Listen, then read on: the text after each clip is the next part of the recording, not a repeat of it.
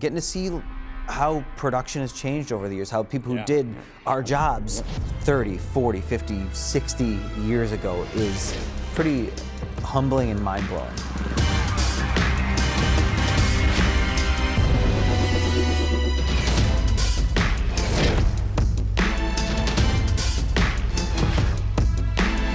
Inside Spider-Man Beyond Amazing exhibition at the Comic-Con Museum in sunny San Diego, California. We're joined by two very special guests, C.B. Cebulski and Nick Lowe from Marvel Entertainment. They're going to be sharing about their career journey as well as some of their favorite things about everyone's favorite wall crawler, Spider-Man.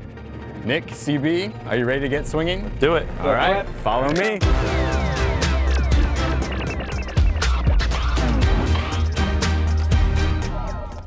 Nick, C.B., you are both storytellers being in the comic book industry, and you know that every story has a beginning. So I'm very curious, C.B., where did your story begin?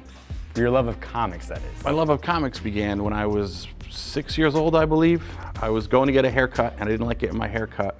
So to calm me down, my grandfather took me to the Five and Dime next to the barbershop, and there was a spinner rack. And he said, pick out something you'd like to read. And, for some reason, there was X-Men. It was X-Men 121. And it just, something about the cover really jumped out at me. I said, I want this. So my grandfather bought it for me, put me in the barbershop chair.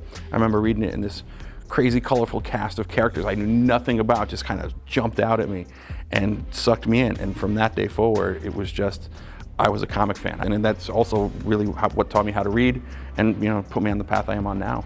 Yeah, that's incredible. And Nick, I know you share that same comic book love. Oh, yeah. And so with that, that is your fuel. That's what drove you through your career. So how did your career lead you to where you are today? Well, I was in college and I learned that you could intern at Marvel, and I applied one year, didn't get it, and then I applied again and got it. So I started coming in 5 days a week and no one told me not to, and just worked my butt off. And I started as an editorial assistant, now executive editor, from Marvel Knights all the way through X-Men and Spider-Man now. It's just nuts. Thank you for those answers. Are you ready to see more of the exhibit? Okay. Yeah. All right, follow me.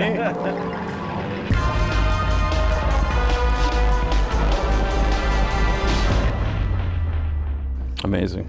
Oh, commissioned that puppy right there. That was yours? Yeah. Oh, really? Oh, Part wow. of our Miles and Gwen crossover. Oh, cool. Yeah. That's awesome. So as we've toured this exhibit, and clearly, as we can see, Nick, what is one Spider-Man project that is very personal for you that you've seen here? Well, I mean, the image we were just looking at there, I commissioned that cover. That was, we were crossing over a Miles Spider-Man book and Spider-Gwen. They came together, and between those two books, we had the story that spanned universes. And so seeing that up here and seeing Sarah's art is just incredible. And then alongside John Romita Sr.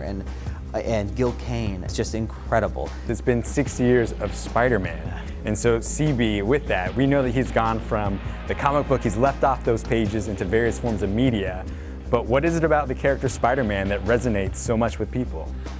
Spider-Man is about relatability. That's what it is. You think you can be him. Everyone has been a teenager at some point in their life. They can relate to some aspect of Peter Parker. Whether it's problems with family, problems with money, problems with your boss, problems with love, that's what it is. But it's also that dream of imagination, like Peter. When he puts on that mask, he becomes someone different. He leaves that life behind and becomes Spider-Man. And he's got problems all of his own, but still, with what he's dealing with, there's connections to his real life that he has to overcome as a hero and as an alter ego as Peter Parker. So I think it's that relatability, and I think that's what's led to the longevity and the popularity that Spider-Man has achieved. Yeah, I agree, absolutely. And you touched on something very important, is that anyone can wear the mask, as we know. And so Nick, with that in mind, we know it's not just Peter Parker, it's Miles Morales, it's Gwen Stacy who can also wear the mask. It's including these diverse characters. So how do you think the inclusion of these diverse characters is going to impact the comic book industry for years to come? I mean, we're already seeing it. I mean, Miles has been around for over 10 years now. Gwen for a good 5 or 6 years now. I mean, the more people see themselves in the characters, the more they've got their in. And you don't need that per se, but it helps. I mean, I'm meeting new writers who grew up on Miles Morales, who it hit them when they were teenagers. And that is mind-blowing and humbling and so cool, and the impact that can have. And you can throw a rock and find a story about a kid who says, Miles Morales, he looks like me. I want to know more about that guy. Yeah. And that is beautiful. That is beautiful. That's why we do this, and because we have all seen ourselves in these characters. And luckily, Spider-Man has the mask, so anyone can see themselves in that. But the more we can do this sort of thing, the more people will resonate with these characters. Will resonate with people. Yeah, absolutely. And so we all know that these diverse characters, it takes people to create them. So CB, do you have any advice for those people who are interested in the comic book industry? Oh boy, it's sometimes the comic book industry, when you look at it, can be very daunting. Oh, how do I get into that? There's so many different characters. Which storyline do I start with? But it's not about that. When we look for people to bring into our positions, either on the editorial side or on the creative side, it's all about passion. It's showing that, you're into storytelling, you're into character, you're into, entertaining people, you're into bringing part of yourself and putting pieces of your life and your history into those characters. And that's what means the most. It's not so much about knowing the history of Spider-Man or the X-Men or the 60 years of comic book history. It's about telling us about how it has affected you and proving to us what you can bring to the comic book industry through your own life story. Yeah, thank you. Well, we have a little bit more of this exhibit. Are you ready to go check out the final? Let's do it. I can't wait to see more. Are you ready for the most important part of today's conversation, the rapid fire? Oh, boy. You ready? I think so. All right, Nick, you're up first. Okay. What is your favorite comic book? Oh, that's pretty easy. Amazing Spider-Man number 32, where Spidey lifts the unliftable weight, still gets me every time. That's a fantastic Best. one. All right, CB, which comic book character would you like to see on the big screen? Oh, there's been so many. If I had to pick one, and people might not know him, but it's a character called the Jack of Hearts.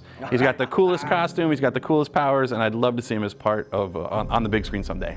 Perfect. All right. If you could have only one of Spider-Man's powers for the day, which power would it be, Nick? Oh, that's easy. Spider sense. I'm a total klutz, and I bang my head on things. I do that. If I have that to warn me when I'm close, I'd be way better off. All right, now we're gonna spice things up. This is for both of you. Oh. We all know Peter Parker was bitten by a radioactive spider. Yep. If a radioactive animal bit you, which animal would you want it to be? Rapid fire. Okay, I got it. I have 3 kids, and I'm always chasing them around. I'd love to be bitten by a radioactive cheetah so I can keep up with them. For me, I've always wanted to fly, so I think I want to be bitten by a bird, but not like a pigeon, but like a cool bird, like a falcon or an eagle. But you really don't want it to hurt either. That's the part, So I'd go with like a falcon. Okay, I like the little disclaimer on there. Yeah. All right, the final question: what is one super thing about your role, Nick? Getting to look at comic book art every single day. What our artists do is magic. And getting to see John Romita Jr. draw a page of Spider-Man and have it come to me is unbeatable. All right, but CB, can you beat it? What's one thing super about I'll take your a role? different course then. We're here in the Spider-Man exhibit, and as we all know, with great power, there must also come great responsibility. And I think the best power that I have, or any of us have as editors, is the power to inspire. It's the power not only the staff that we train and mentor, and the younger generation that we're bringing up to continue making these comics, but inspire generations of kids, anyone, readers of all ages around the world. And that, I think, is the true power of what we do in the comic book industry. Well, Nick, CB, thank you so much for sharing about your career journey and taking us on the journey of 60 years of Spider-Man.